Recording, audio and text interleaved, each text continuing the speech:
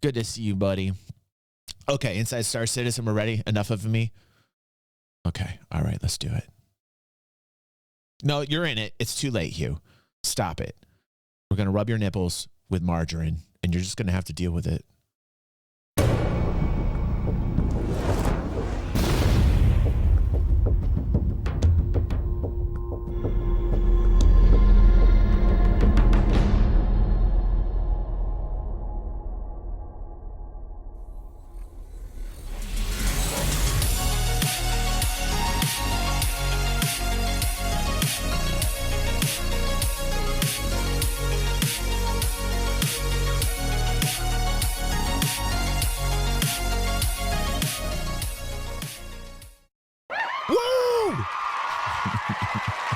That'll make 10 people click off this video.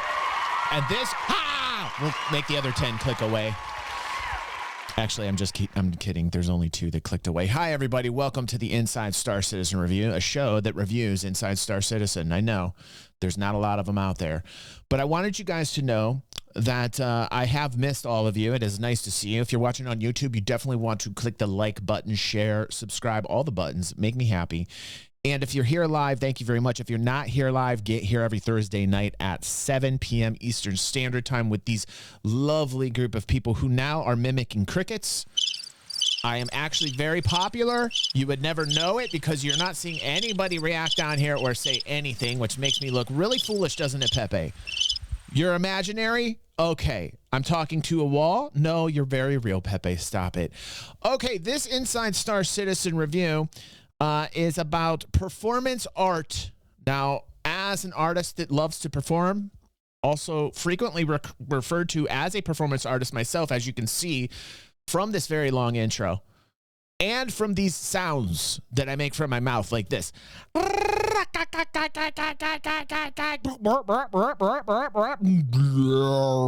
know, like many, many different sounds. I am also a performance artist. So this is kind of my genre, if you will. Let's check out if they're as good as I am, which I doubt it, but let's just, let's pretend they are.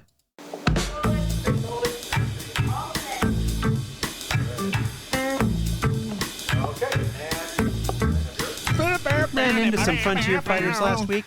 Bunch of Okay, I have to say, like, Jared in this suit, man, is like the most hysterical thing ever. Really. It makes me feel like I'm actually in shape. Thank you, Jared. douchebags tried to explain why I was helping the cause. Oh, that's me. Okay, sorry. I should read it first. You're probably wondering what I'm doing here. I mean, besides looking like... He's very brave. You have to give it to Jared. He doesn't care. He doesn't care.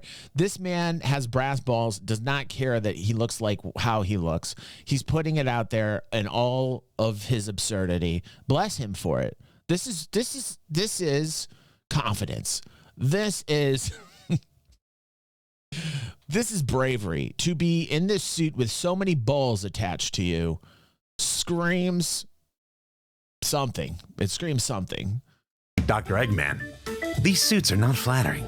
Anyway, as part of our content-driven initiative this year, we're adding a few more tools to our in-game storytelling, because reading endless data pads is really kind of lame. And because I work cheap and say yes to a lot of things, I'll be playing a new role inside the Persistent universe. This is Dev Diary, Performance Artist.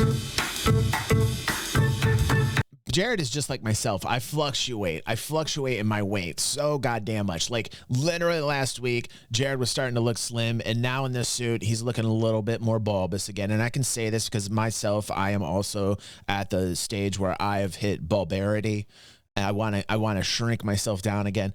And then I think like, wow, Jared's gotten really old. Like when I look at him, and I'm not being an asshole because I'm getting old too. But then I think like, can there all the cool things I read in my Google feed about, all these scientific breakthroughs and we're reversing aging. When the shit is that coming?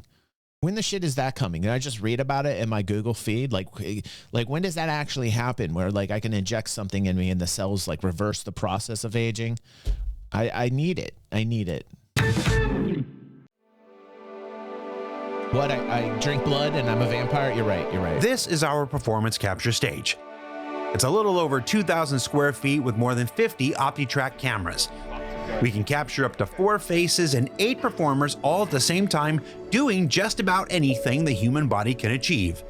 From dramatic moments like this, Copy that. Tally's on me. Do it. to even the most action-filled. Not on my ship.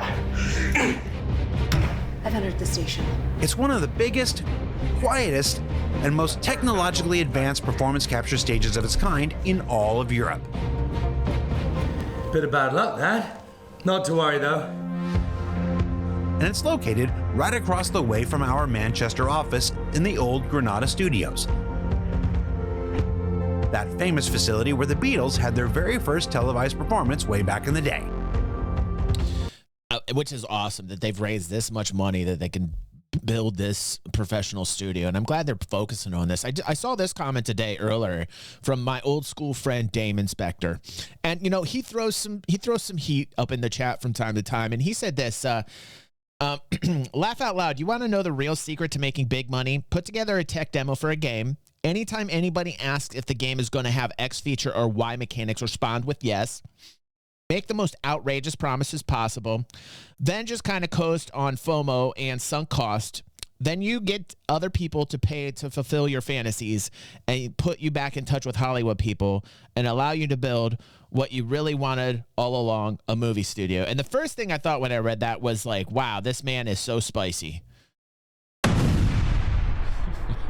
Now, Damon's an OG friend, man. Listen, I am not an echo chamber on this channel. I will allow anybody to put whatever opinions that they want, and there's not a lot of communities where you see this. But I have to say I was very surprised that there was no kickback on this. Like, I watched this whole day in our Discord for somebody to say something, and I was like, wow. For a very heavily populated SC server such as DG360, and not one of you to like pipe up and say something, you know, to kind of maybe push back a little bit. So I said something, and on my own very own server, and I said, Dames, your new Spice Girl name is Spicy Spice. I'm surprised on a primarily SC populated server as this, people aren't going all hot ones on your wings.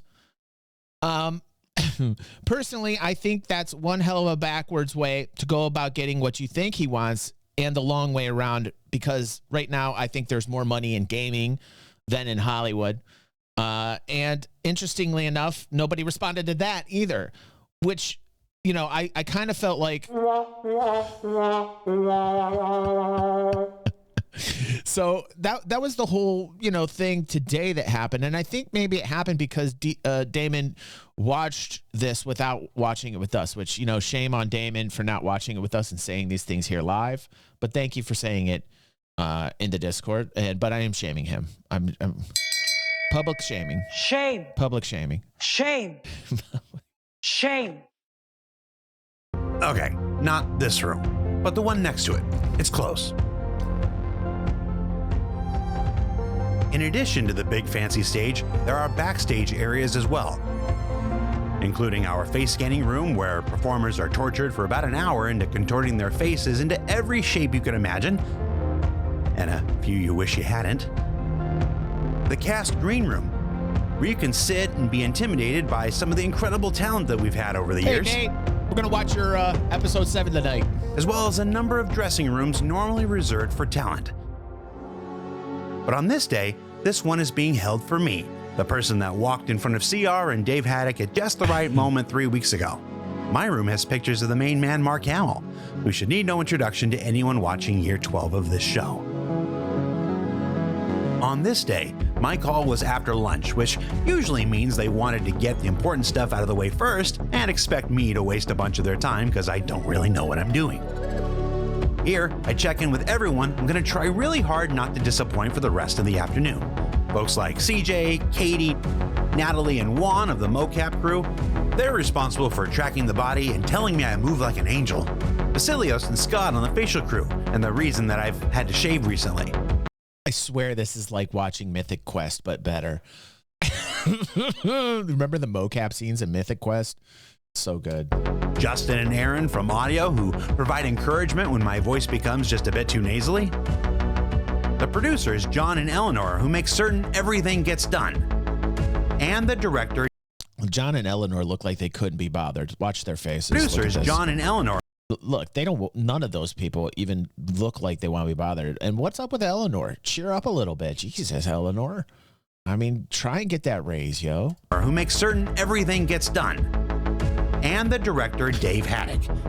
You know, I made this guy a star with Lore Makers back in the day, and now he big times me and will spend most of today telling me to tune things down because, well, I'm a chronic overactor. No. Let it shine through, bro. See this? He's getting wrong direction. I want complete 110% Jared in the fucking verse. You understand? They're already giving him the wrong direction. Obviously, he should overshine and overreact and overact and over everything. It's Jared. Would you expect me to get into this as DG360 into the verse and just be boring as hell? No. You want this. Wired 24/7 in the game. You wouldn't want boring DG when you got in there. Fuck that. Now with the call time met, it's time to start getting ready. And that begins by going to the marking room and getting fitted for a helmet. You know, I'll take the XXL melon noggin, please. I think the sides are fine. We'll put medium there. How does it feel on the top? Then it's off to the dressing room to squeeze myself into what Jonathan Booth, the man behind Jax McCleary himself, referred to as essentially large black condom. Yeah, I really let this go to air. Let's go get yelled at by now. He is brave. He is brave. Now put the balls all over him. Next, it's back to the marking room where they tell you that you've dressed yourself poorly. Fix all of your mistakes, then attach all the tracking dots to various positions. Testing. Call them what they are. They're balls. To ensure they won't move or fall off with the various movements I'll have to do in just a few minutes. And you can relax. And that's your marker. Fully markered, we now return to the stage where Watch out for that hanger floor. Watch out for the, don't fall through. Don't fall it's through. time to fit and adjust our helmet and camera setup. Here, they're discussing the fact that I broke my neck over 25 years ago, and it's left me with a tendency to bob and nod unnecessarily when talking. Fingers. So we're gonna have to tighten this thing to insane levels to keep the expensive camera from flying all over the place.